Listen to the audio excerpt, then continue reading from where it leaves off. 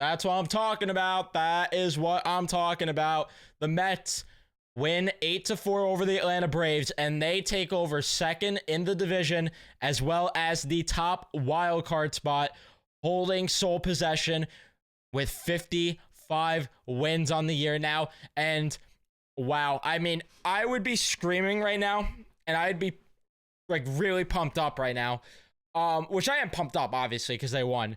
But obviously, there's the part of me that got humbled tonight, if you will. And I think every Met fan did. Because we all feel scared right now. We're all worried about the obvious, and we're obviously going to talk about it more. But do we just address the elephant in the room right now with Senga? Because, man, it sucks.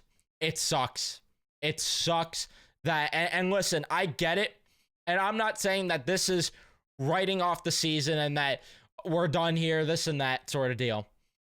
But, man, it sucks in the sense that there was so much energy that I haven't felt in my entire life during a regular season game at Citi Field.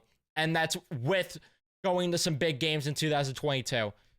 I've never felt it, just how I've just never felt this building get that electric, even with the playoffs, because I only went to the 2 losses in 2022, and don't get me wrong, it was electric before first pitch and all that stuff, and even during times they were trailing, but this building was on fire tonight. Like, fans doing the chop in the outfield after Charlie Morton gets his tits lit. It was obnoxiously loud in that building.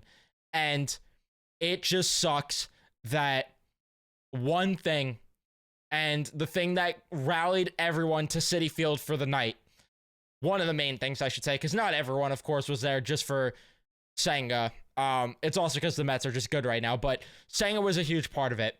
And it sucks how that just sucked every single bit of life out of that building. And it, of course, came back a bit towards the end of the game.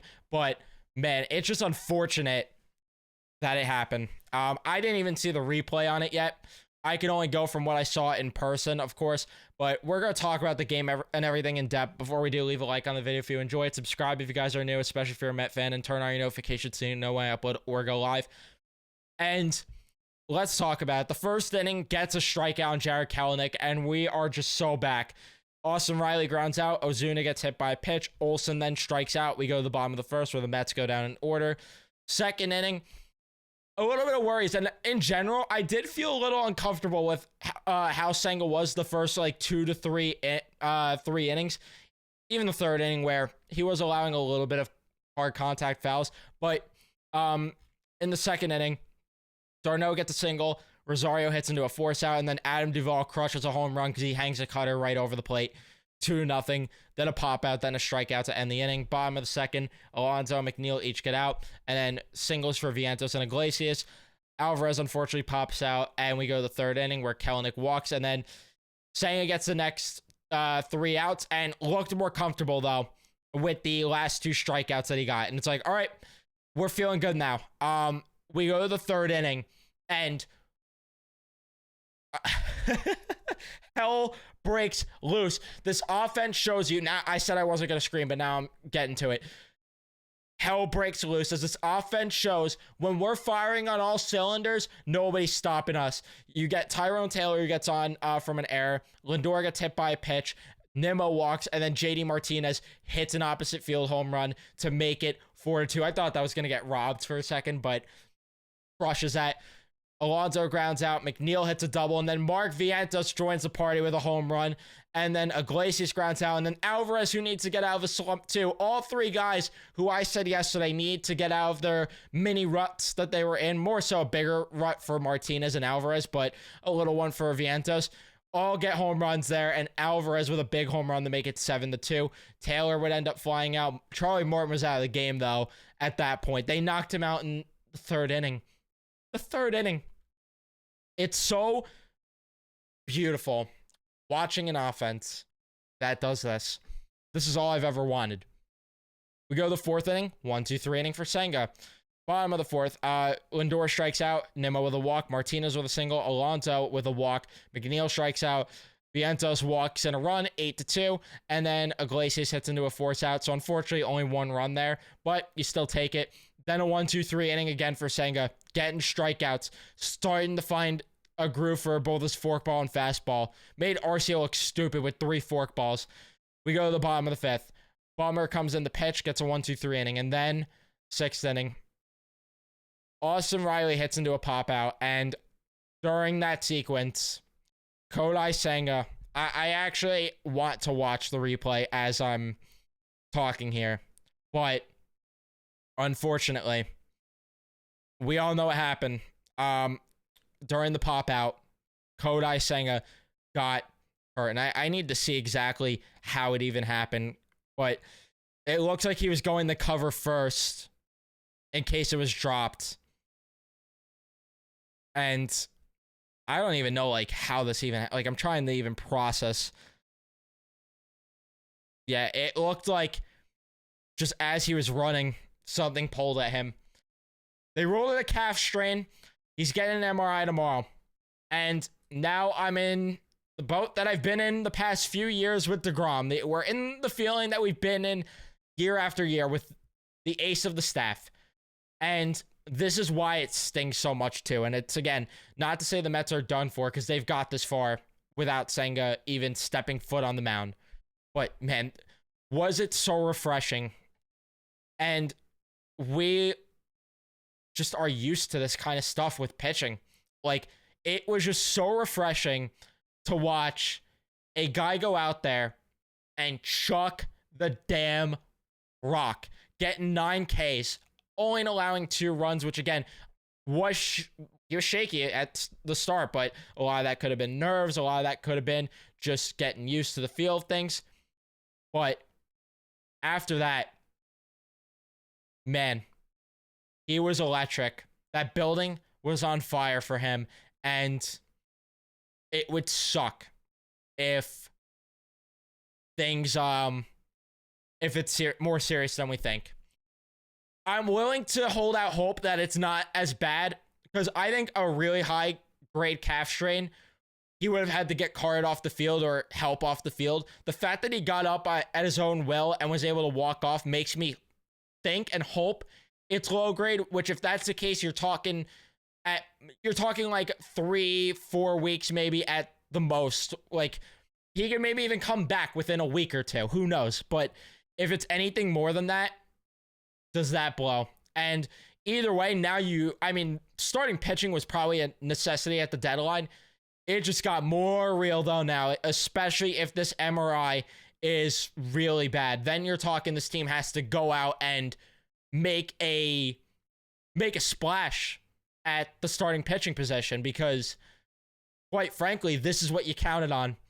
And if it's gone from you, and I'm knocking on wood, hoping it's not, but that could really, that could just really hurt a lot of things here, and hurt a lot of just vibes too that we had. But either way, I appreciate what Senga gave tonight, and let's just hope for the best here.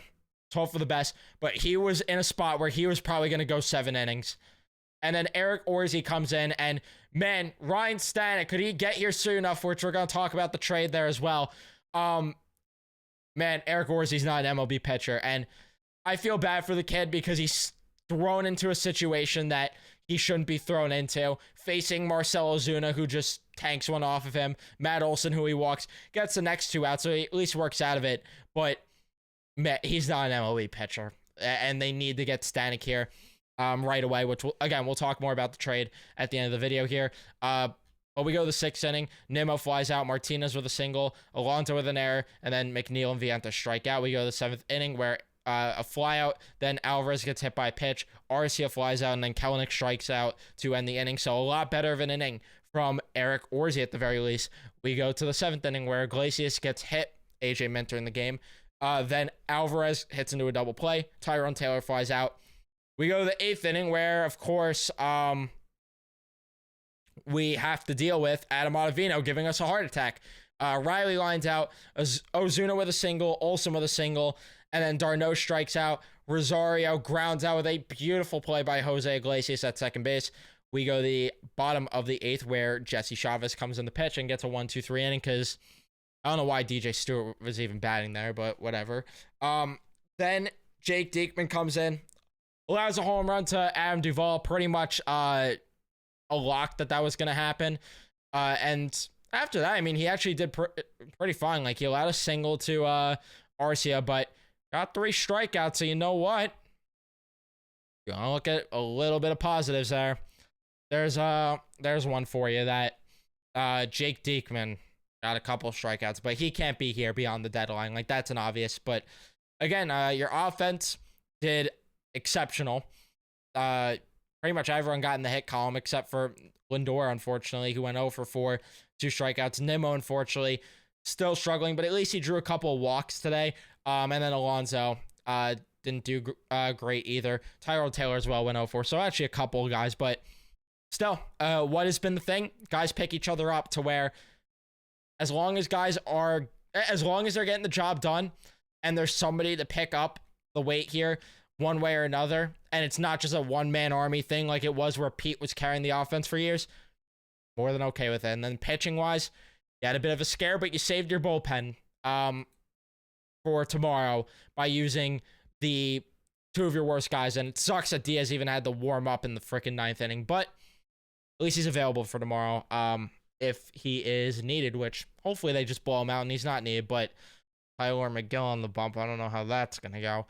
But yeah, again, you do have reinforcements though coming now, because we'll wrap it up by talking about the trade. The Mets get Ryan Stanek, and they traded, I think, Ryland Thompson in the deal. And my thoughts on Stanek, I had a tweet about it, and I'll just reiterate my thoughts on here if I could find the tweet, because the geek I am was just doing a bit of a deep dive in the stadium while things were unfolding there, which I cannot find my own damn tweet for some reason. But regardless, the one thing that I saw when I was doing a deep dive on Fangraphs and stuff like that is he's a guy that doesn't thrive in high leverage spots, which is a little bit worrisome because this is a guy that you would ideally want to be your setup guy, but maybe he's better here, because the big thing with a guy like Stanek is his numbers are significantly better on the road. And I don't know what it is about pitching in Seattle, but his FIP is like a 5 in Seattle versus in New York, or not in New York, just in road ballparks. I don't know why I said in New York. In road ballparks where it's, here, I'll get the exact numbers for you guys here, which I should have been more prepared on that, but see if I can find it. Here you go. So his road numbers, 2.94 FIP on the road with a 1.24 whip, and then he has a 30% strikeout rate as well on the road, and hitters are hitting 211 against him on the road as well. So again, I don't know what it is with Seattle, because his FIP is 5.08 at home, 1.42 whip.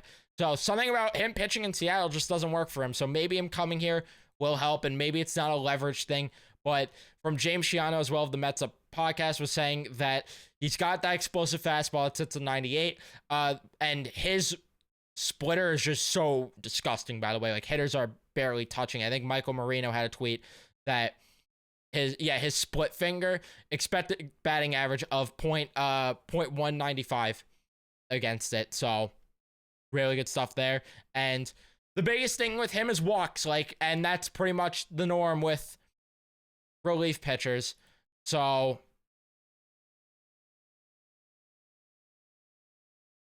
I don't know. I'm a fan of the pickup personally. You had to get somebody in here, and you had to get better, especially considering the fact that your bullpen has a lot of issues here. You had to simply just get better in your bullpen, and this is an upgrade, especially given the market right now.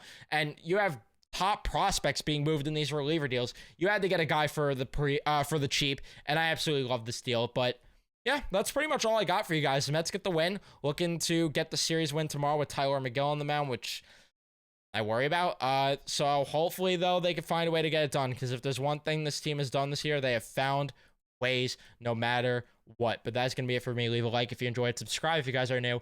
Turn on your notifications so you know when I upload or go live. And I'll see you guys in the next one.